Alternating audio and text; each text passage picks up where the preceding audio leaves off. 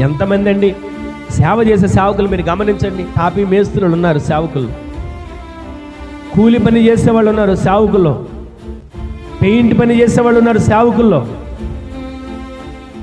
ఏ పెద్ద పెద్ద ఉద్యోగాలు వదిలి వచ్చిన వాళ్ళు ఉన్నారు సేవకుల్లో.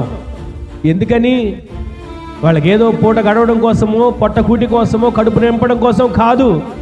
దేవుడు పిలిచిన ఆ పిలుపుని, పొందుకున్న ఆ దైవ కృపను వదిలిపెట్టలేక, ఈ లోక సంపద మురికి గుడ్డలు, ఈ లోక సంపాదన, ఈ లోక ఆస్తి పెంటతో సమానమని ఎంచుకొని దైవ కృపను పొందుకున్న వాళ్ళందరూ సేవని పరుగులు చేస్తున్నారు.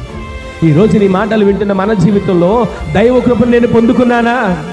దైవ కృప చేత నేను నింపబడుతున్నానా? దైవ కృప చేత నా కుటుంబం నింపబడుతుందా? సేవ కొరకు ప్రోత్సహించగలుగుతున్నానా? సేవ కొరకు సహకరించగలుగుతున్నానా?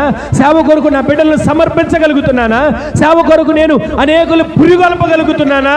ఒక్కసారి మనం ఆలోచించగలిగితే ఆ రోజుల్లో దైవ కృప పొందుకున్న వాళ్ళు ఏది కొదవలేదండి. ఈ రోజున కొదువ మనల్ని వెంటాడుతుందంటే దైవ కృప దూరంగా ఉందని మనం ధ్యానించాలి, గుర్తుపట్టాలి. ఈ రోజున ఆ దైవ కృప మనము పొందుకుని ఉంటే ఏ విషయంలోనూ కొదువ మనల్ని వెంటాడదు.